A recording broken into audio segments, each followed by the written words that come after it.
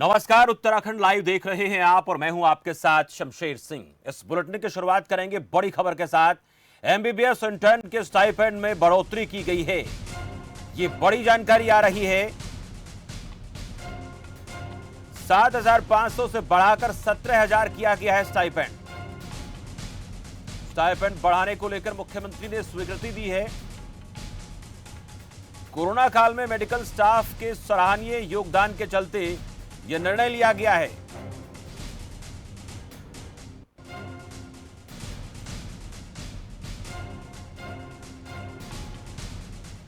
देहरादून से कैलाश जोशी हमारे संवाददाता इस खबर पर हमें पूरी जानकारी देंगे। कैलाश जोशी, ये बड़ा फैसला सीएम की तरफ से लिया गया। लंबे समय से मांग जो है इसको लेकर माना जा रहा था, लेकिन अब स्टाइपेंड में बढ़ोतरी कर दी गई है। इसको लेकर पूरी जानकारी चाहेंगे आपसे।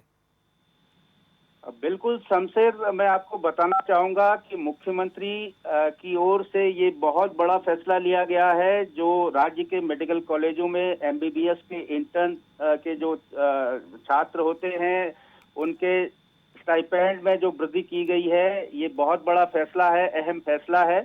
वर्तमान में जो स्टाइपेंड की जो दर थी वो 7,500 रुपए प्रति माह दिया जाता था, उसको बढ़ाकर मुख्यमंत्री ने दोगुने से ज्यादा कर दिया है। उसको 17,000 रुपए प्रति माह कर दिया गया है। वहीं मैं आपको बता दूं शमशेर की मुख्यमंत्री ने इन इंटर्न के जो छात्र होते हैं उनकी बड़ी तारीफ की है। उन्होंने कहा है कि कोरोना काल में जो महामारी के दौरान महामारी को कम करने में, पीड़ितों के उपचार में इन लोगों का अहम योगदान रहा है। उसी को मद्देनजर रखते हुए, इनकी मांगों पर विचार करते हुए मुख्यमंत्री पुष्कर सिंह धामी ने ये बड़ा फैसला लिया है। और इस बड़े फैसले को जो है इंटर्न जो छात्र है उन्होंने मुख्यमंत्री को बधाई भी दी है इस कार्य के लिए। ये उत्तराखंड बड़ी अच्छी खबर है। अच्छा, बात करें इंटर्न छात्रों की, बात करें एमबीबीएस के इंटर्न की, तो कितने ऐसे छात्र हैं इंटर्न कर रहे हैं जो एमबीबीएस की वो लाभान्वित होंगे इससे, और इससे उनके मनोबल की बात करें तो वो भी बढ़ने वाला है इससे? अब बिल्कुल, जैसे कि मैं आपको बता दूं, उत्तराखंड जो है शिक्षा का हब है और यहाँ पर कई ऐसे जो मेडिकल कॉलेजेस हैं जहाँ पर जो है लोग मेडिकल की पढ़ाई करते हैं। और इस उत्तराखंड में काफी जो डॉक्टर्स है वो जो है इंटर्नशिप कर रहे हैं यहाँ पर, चाहे वो दून मेडिकल कॉलेज हो, चाहे अदर्स मेडिकल कॉलेजों की बात करें, तो उनके लिए अच्छी राहत भरी खबर है। और मुख्यमंत्री ने इनको जो है जो प्रोत्साहन दिया है, ये काबिले तारीफ है। जी, कैलाश जोशी जी आप बने रहे मेरे साथ। एक और बड़ी खबर का रुख करेंगे। उत्तराखंड से एक और अहम जानकारी आ रही है, उसका भी रुख कर लेते हैं। सूत्रों के हवाले से ये बड़ी खबर आ रही है कि उत्तराखंड में बड़े स्तर पर अधिकारियों के तबादले हो सकते हैं।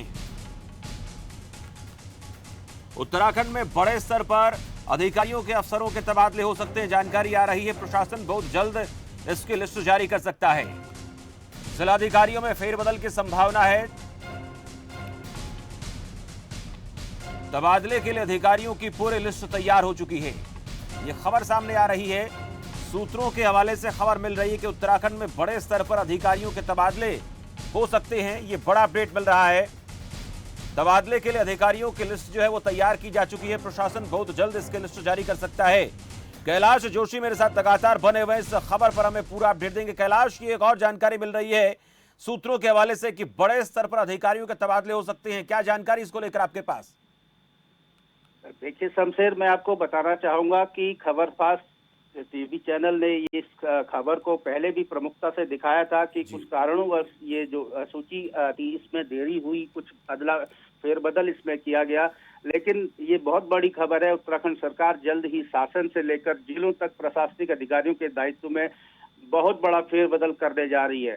जैसा कि मैं आपको बता दूं कि जिस समय मुख्यमंत्री पुष्कर सिंह धामी ने शपथ ली थी, शपथ लेने के तुरंत बाद उन्होंने प्रमुख सचिव को जो है पद से हटाया था। उसके बाद ये जो कयास लगाए जा रहे थे कि प्रशासनिक और जिले में पूरे जो नौकरशाह है उन पर जो है तबादले की गाज गिरने वाली है। लेकिन यह खबर सत्य होती जा रही है। अब जो है ये जो सूची है वो तैयार हो गई है, शासन स्तर से और मुख्यमंत्री कार्यालय को भेज दी गई है। जो हमारे सूत्र बताते हैं कि इसमें जल्द से जल्द मुख्यमंत्री की मुहर लगने वाली है और इसमें जो है जो तबादले होने हैं, जो प्रशासनिक फेरबदल होने वाले हैं, वो जल्द से जल्द हो जाएंगे। एक और अहम बात इसमें कैलाश आपसे जानना चाहूंगा, रूटीन में ये प्रोसेस है, पहले भी इस प्रकार के तबादले अगर हम बात करें उससे पहले जो मुख्यमंत्री रहे बड़े स्तर पर होते रहे, या फिर इसको किसी और एंगल से जोड़कर हम देख सकते हैं?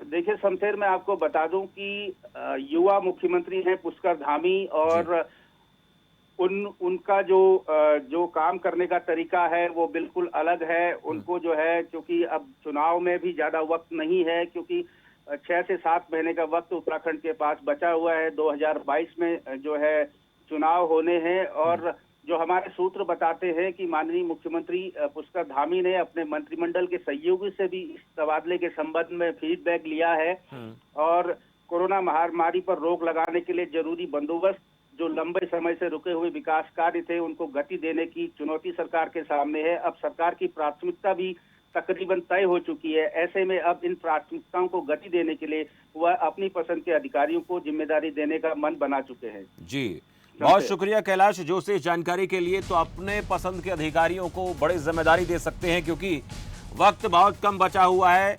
चुनाव में आगामी जो विधानसभा चुनाव है उसको ध्यान में रखते हुए ये बड़े स्तर पर तबादले हो सकते हैं। इसको लेकर सूत्रों के हवाले से खबर यही मिल रही कि सूची तैयार हो चुकी है, उसके ऊपर पुष्कर सिंह धामी की मोहर लगना बाकी है। बढ़ेंगे आगे।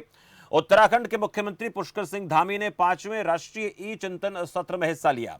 वर्चुअल माध्यम से आयोजित किए गए इस सत्र में विदेश मंत्री डॉक्टर एस जयशंकर ने भारतीय विदेश नीति और उपलब्धियों के विषय पर संबोधित किया। इस सत्र में बीजेपी के राष्ट्रीय अध्यक्ष जेपी नड्डा समेत केंद्रीय मंत्री, मुख्यमंत्री और कई गणमान्य लोग शामिल हुए। वहीं वैश्विक पटल पर भारत के बदलते और विकसित होते स्वरूप को लेकर भी इसमें चर्चा की गई। वहीं कैबिनेट मंत्री गणेश जोशी ने देहरादून में भारी बारिश से प्रभावित इलाकों का दौरा किया। मंत्री ने एसडीएम और अधिकारियों के साथ नीलकंठ विहार और बद्रीनाथ कॉलोनी में बारिश से क्षतिग्रस्त दीवारों और सड़कों का जायजा लिया। कैबिनेट मंत्री ने मौके पर मौजूद अधिकारियों को जल्द से जल्द क्षतिग्रस्त दीवारों के पुनर्निर्माण के निर्देश दिए हैं। इसके साथ ही अन्य क्षतिग्रस्त सड़कों को भी दुरुस्त करने के लिए कहा गया है।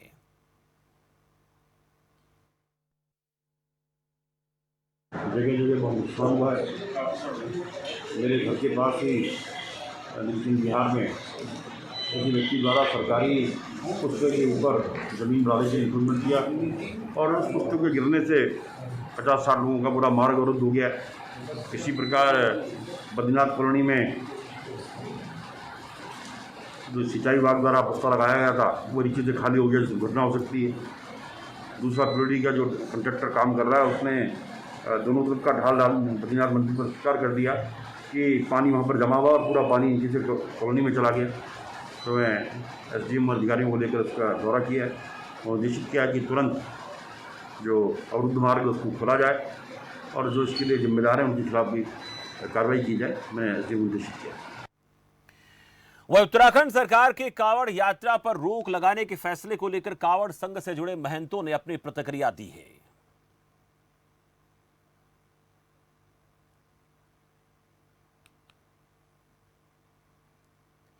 कांवड़ यात्रा पर सरकार ने जो रोक लगाई है, इसको लेकर जो कांवड़ संघ है उसकी तरफ से प्रतिक्रियाएं सामने आ रही हैं। महंतों का सरकार के फैसले पर समर्थन का मन है।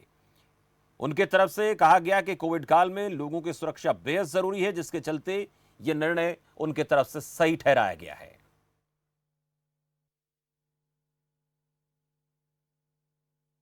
कोरोना के कारण आज देश में नहीं अपितु दुनिया में महामारी है। भारत सरकार और WHO इन तीनों का निर्णय आज भी वही है। जो हमारी परिस्थिति है देश की और समाज की और दुनिया की, उसको ध्यान में रखते हुए कांवड़ यात्रा स्थगित करने का निर्णय उत्तराखंड सरकार ने लिया है। मुझे लगता है यह निर्णय इसलिए स्वीकार्य है, यह निर्णय इसलिए प्रशंसनीय है और सराहनीय है क्योंकि कोरोना नामक महामारी पूरी दुनिया में व्याप्त है और उस परिस्थिति के कारण यह निर्णय लेना अनिवार्य था। कोरोना महामारी भारत में नहीं पूरे विश्व में दूसरी लहर लगभग समाप्ति को रहे, लेकिन चिंता का विषय यह है कि तीसरी लहर भी आने की संभावना है। उत्तर प्रदेश सरकार के यशस्वी मुख्यमंत्री आदरणीय योगी आदित्यनाथ जी संत हैं और उनकी इच्छा भी थी कि एक धार्मिक परंपरा हमारी कांवड़ यात्रा है वह पालन हो, लेकिन तीसरी लहर की संभावना को देखते हुए मुझे लगता है कि कांवड़ यात्रा आश्रित करना ही ठीक है। और सभी शिव भक्तों से, कांवड़ यात्री भक्तों से मेरा एक निवेदन है कि आप लोग संभवतः अपने अपने गांव के जो शिवालय हैं वहाँ पे गंगा का जल अभिषेक करें, अथवा अपने अपने घर में पार्थिव शिवलिंग की स्थापना करके माँ गंगा का जल अभिषेक करें। वह देहरादून में आम आदमी पार्टी ने युवा मोर्चा कार्यकारिणी की पहली बैठक बुलाई। बैठक में कर्नल कोटियाल और युवा मोर्चा अध्यक्ष दिग्मोहन नेगी शामिल हुए। युवा मोर्चे ने प्रदेश के युवाओं के बेहतर भविष्य के लिए 3 अहम संकल्प लिए हैं। ये 3 संकल्प उत्तराखंड के नवनिर्माण, सशक्त भू कानून की मांग, बेरोजगारी के खिलाफ संघर्ष से जुड़े हैं। इन मुद्दों के साथ साथ आम आदमी पार्टी युवाओं के दम पर आगामी विधानसभा चुनाव के लिए आगे बढ़ने की कोशिश में है।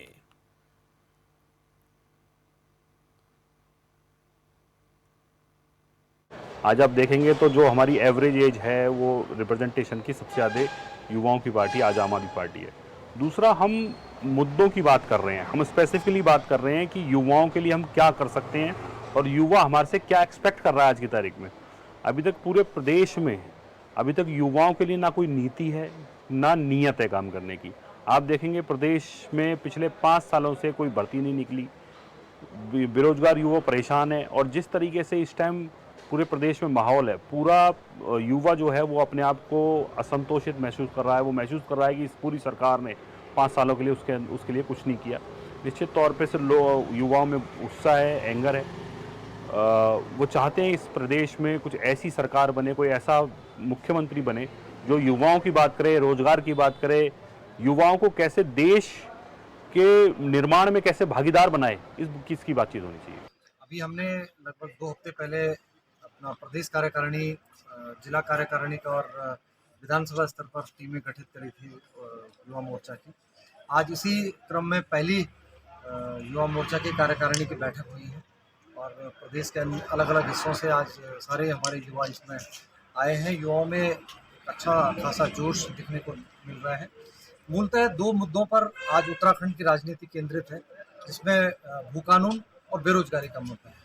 निश्चित तौर पर युवाओं का प्रदेश कहा जाता है और 59% वोटर उत्तराखंड में युवा वोटर है। वही बाजपुर के दोरहा में समाजवादी पार्टी के कार्यकर्ताओं ने अज्ञातों की तरफ से शिलापट तोड़ने को लेकर विरोध जाहिर किया है। समाजवादी पार्टी के कार्यकर्ताओं ने पुलिस थाने में शिकायत देकर अज्ञात के खिलाफ कार्रवाई करने की मांग की है। वहीं पुलिस ने कार्यकर्ताओं को जांच कर कार्रवाई करने का भरोसा दिलाया है। आपको जानकारी दें कि बाजपुर के दोरहा में उत्तर प्रदेश के लोकसभा सांसद आजम खान ने मुरादाबाद से दोरहा तक सड़क का निर्माण कार्य किया, जिसके शिलान्यास के बाद लगाए गए शिलापट को अज्ञात लोगों ने तोड़ दिया।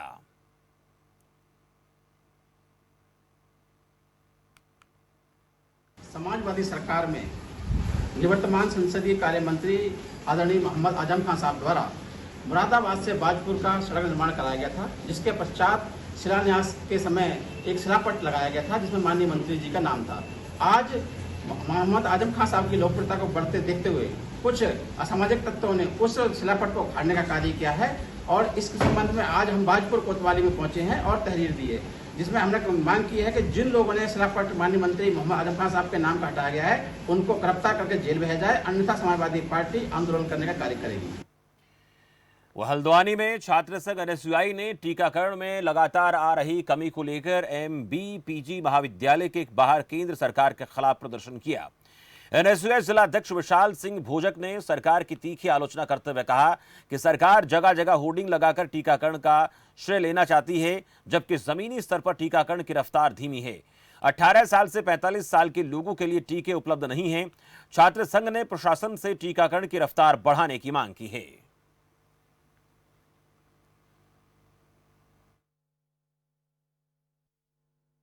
लगातार जो टीकाकरण की रफ्तार है वो धीमी होती जा रही है। टीकाकरण की रफ्तार में जो गिरावट आ रही है उसके विरोध में, और 18 से 45 वर्ष के आयु के लोगों को टीके नहीं मिल पा रहे हैं, तो उसके विरोध में यहाँ पर एनएसयूआई कार्यकर्ताओं द्वारा पुतला दहन किया गया। और हमारी मांग है केंद्र सरकार से कि टीकाकरण की रफ्तार बढ़ाई जाए, जल्द से जल्द लोगों को टीके लगे। पहले केंद्र सरकार ने कोविशील्ड में 30 दिन का समय दिया था दूसरी डोज लगने के बाद, उसके बाद दिन प्रतिदिन समय सीमा बढ़ाए जा रहे हैं। तो ऐसे में जो तीसरी लहर का खतरा अभी भी बना हुआ है, तो अगर लोगों को टीके नहीं लग पाएंगे तो लोगों के आम जनमानस को काफ़ी समस्या का सामना करना पड़ेगा। चलो फिलहाल इस खास बुलेटिन में वक्त हो चला छोटे से ब्रेक का। ब्रेक के बाद जल्द हाजिर होते हैं।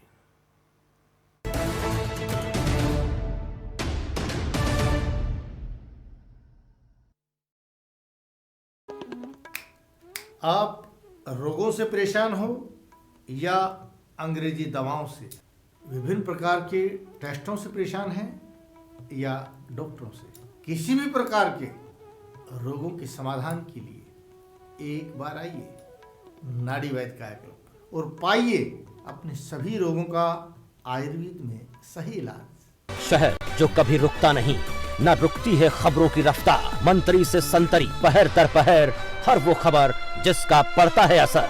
मेरा शहर मेरी खबर, देखिए सिर्फ खबर फास्ट पर। कहाँ जा रहे हो? दुकान पर बैठो और इसे आगे बढ़ाओ। पापा, दुकान आगे बढ़ाने के लिए मुझे दुकान पे बैठने की जरूरत नहीं है। बस बातें करवा लो इनसे।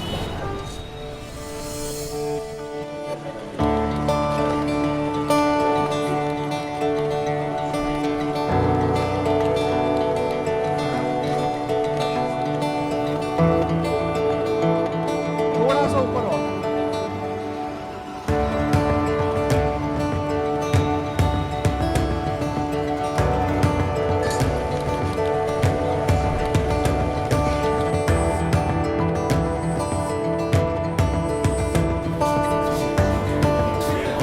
लो जी मैडम, आपके 4 किलो लड्डू। बेटा इनका लड्डू पैक कराओ। क्यों पापा, बढ़ गई ना दुकान आगे? हाँ बेटा, अब तक सबकी खुशी के लिए मिठाई खिलाई है, मगर आज अपने बेटे के हुनर के लिए खुद खाऊंगा।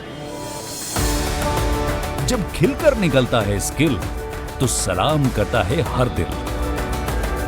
DSEU, इंडिया की पहली स्किल एंड एंटरप्रेन्योरशिप यूनिवर्सिटी, जहां ऐसे कोर्सेज में हैं डिग्रीज और डिप्लोमास जो बेटर फ्यूचर की ओर ले जाएंगे आपको।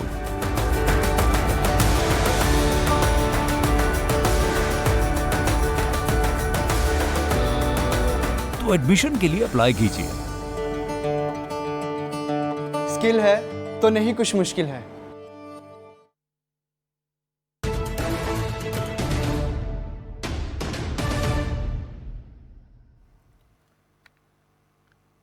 ब्रेक के बाद आपका स्वागत है। बढ़ते हैं बाकी खबरों की ओर। बात करेंगे रुद्रप्रयाग की, जहां केदारनाथ धाम में पुनर्निर्माण कार्य तेजी से किया जा रहा है। प्रधानमंत्री मोदी के ड्रीम प्रोजेक्ट के तहत दूसरे फेज का काम 20% तक पूरा कर लिया गया है।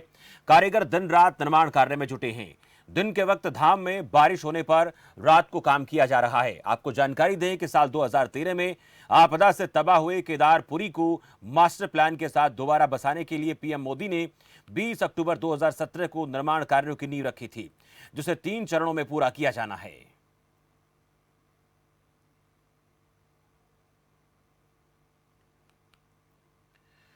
वह उत्तरकाशी में 4 धाम की यात्रा पर रोक लगाए जाने से धार्मिक पर्यटन से जुड़े लोगों में रोष देखने को मिला है। होटल एसोसिएशन के आह्वान पर सभी पर्यटन व्यवसायियों ने नगर में रैली निकालकर प्रदर्शन किया और सीएम के नाम डीएम को ज्ञापन सौंपा। एसोसिएशन ने मांग की है कि अगर नैनीताल, मसूरी, हरिद्वार पर्यटन के लिहाज से खोले जा सकते हैं तो 4 धाम यात्रा को भी आंशिक रूप से खोला जाना चाहिए। वह कारोबारियों ने सरकार से 4 धाम यात्रा नहीं शुरू करने पर आर्थिक राहत पैकेज देने की भी मांग की है। आज होटल एसोसिएशन के आह्वान पर 4 धाम यात्रा शुरू करने के लिए पूरे शहर में जुलूस प्रदर्शन किया गया और सरकार से मांग की गई है कि जल्दी से जल्दी 4 धाम यात्रा शुरू की। इस मांग के समर्थन में हमारे साथ मंदिर समिति, taxi union, bus union, trekking association और पूरे व्यापार मंडल के पदाधिकारी सभी लोग शामिल रहे। एक सूत्रीय मांग है कि आप देख रहे हैं कि जिस तरीके से नैनीताल, मसूरी और हरिद्वार में पर्यटकों की भीड़ उमड़ रही है, केवल 4 धाम यात्रा को प्रतिबंध किया गया है। तो हमारी सरकार से केवल ये मांग है कि हमें 4 धाम यात्रा शुरू करें, अन्यथा हमें इसके एवज में अगर यात्रा नहीं चलती है तो कंपनसेट किया जाए। यही हमारी एक सूत्रीय मांग है कि जल्दी से जल्दी 4 धाम यात्रा को शुरू किया जाए। वह बाजपुर के बन्नाखेड़ा में बैल पड़ाव मार्ग पर ग्रामीणों ने कांग्रेस नेत्री सुनीजा बाजवा के नेतृत्व में प्रदर्शन किया। क्षेत्र में सड़क की बदहाली को लेकर ग्रामीणों ने दलदल बन चुकी सड़क पर धान रोपकर रोष जाहिर किया। ये सड़क बाजपुर गदरपुर क्षेत्र को नेशनल काबेट पार्क, हनुमान धाम, रामनगर, गर्जिया मंदिर, इंडिया रिजर्व वाहिनी से जोड़ती है, लेकिन इसके खस्ता हालत के चलते लोगों का जीना दुभर हो गया है। बाजपुर और कालाडूंगी दोनों विधानसभा के प्रतिनिधि सरकार में कैबिनेट मंत्री हैं और यहां के सांसद भी भारतीय जनता पार्टी के केंद्रीय मंत्री हैं, लेकिन इसके बावजूद भी इन सड़कों की बदहाली को लेकर लोग परेशान हैं। लोगों की समस्या को लेकर कांग्रेस नेत्री सुनीता बाजवा सरकार पर बरसती दिखाई दी। धान लगाने जैसी स्थिति इस रोड में है और यहाँ के लोगों की जान मान की सुनवाई कौन देखेगा? ये डबल इंजन की सरकार कब संज्ञान लेगी यहाँ पे, जबकि आए दिन यहाँ पे दुर्घटनाएं होते रहती है। यहाँ छोटे छोटे बच्चे हैं, आसपास घर है, धूल उनके घर में घुसते रहती है। आए दिन यहाँ पे दुर्घटनाएं होती रहती है। छोटे छोटे बच्चों को छोटे छोटे बच्चे भी चोटिल होते रहते हैं। कब सरकार ध्यान देगी यहाँ पे? जबकि डबल इंजन की सरकार वो कहती थी कि हम तो विकास करने जा रहे हैं और विकास ये दिख रहा है आप सभी को। आप देखिए आपके माध्यम से इस रोड की क्या हालत है और यहाँ के जितने भी लोग हैं वो कितने परेशान है और कितने दुखी है। कब सरकार ये संज्ञान लेगी? रुड़की तहसील के कई गांवों में रात के अंधेरे के साथ अब दिन में भी अवैध खनन का काम धड़ल्ले से फल फूल रहा है। रुड़की तहसील के अंतर्गत कई गांव ऐसे हैं जहां खनन माफिया उनके दबंगई के सामने पुलिस प्रशासन भी लाचार नजर आ रहा है। खनन से सरकार के राजस्व को करोड़ों की चपत लग रही है और इसके अलावा सड़कों पर वाहन चालकों को भी काफी दिक्कतों का सामना करना पड़ता है। मिट्टी से भरी ट्रैक्टर ट्रॉली और डंपर तेज गति से सड़कों पर दौड़ते हैं, जिससे दुर्घटनाओं की आशंका लगातार बनी रहती है। मामले में ज्वाइंट मजिस्ट्रेट रुड़की से बातचीत की गई तो वो भी कार्रवाई का हवाला देकर मीडिया के सवालों से बचते नजर आए।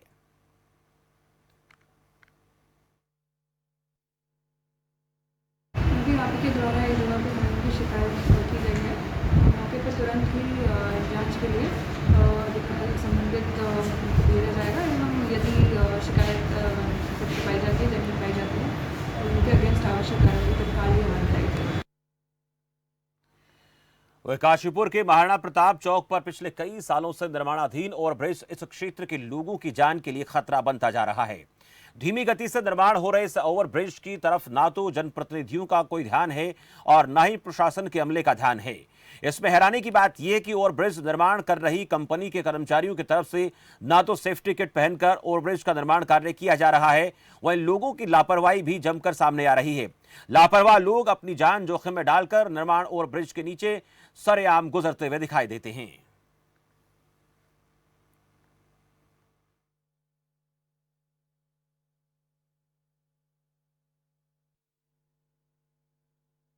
जितने भी क्या कहते हैं कॉन्ट्रैक्टर्स के वर्कर हैं उनको अगर कोई भी सेफ्टी किट्स नहीं पहनी जाती, मेरे द्वारा भी उनको बहुत ही सख्त आदेश दिया गया है कि अगर कोई भी दुर्घटना होती है उसके लिए पूर्ण रूप से एनएच जो है और उनके जो अधिकारी हैं वो जिम्मेदार होंगे।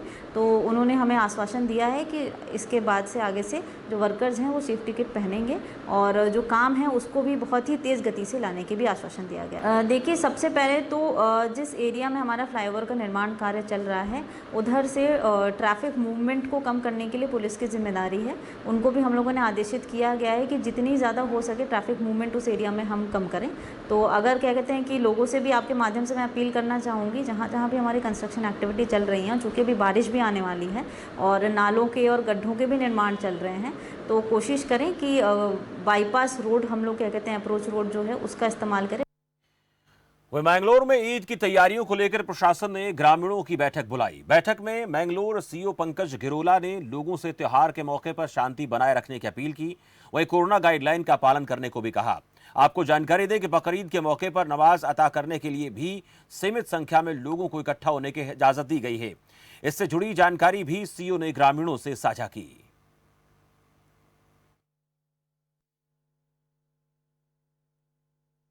त्यौहार आ रहा है, इस संबंध में जो है पूरे थाना मंगलौर क्षेत्र के जितने भी ईदगाहें हैं, जो गांव हैं, जो मुस्लिम समाज के प्रतिष्ठित व्यक्ति और हिंदू समाज के लोगों को बुलाकर उनकी त्यौहार को शांतिपूर्वक संपन्न कराने के संबंध में मीटिंग ली गई है।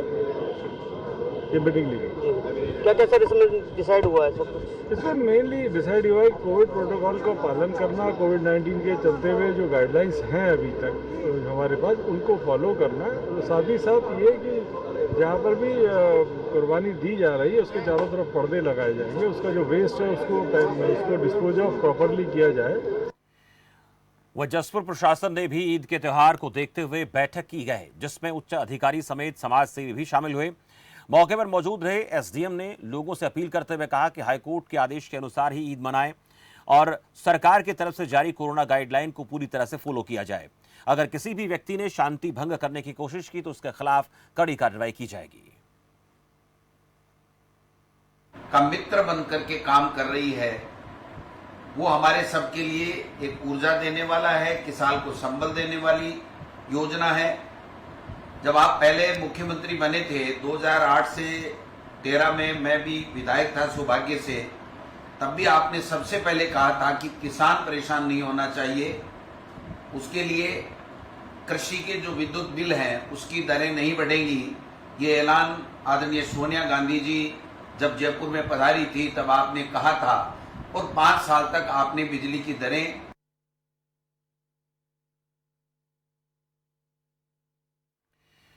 चलिए फिलहाल इस खास बुलेटिन में इतना ही। मुझे दीजिए इजाजत और आप देखते रहिए खबर फास्ट। नमस्कार।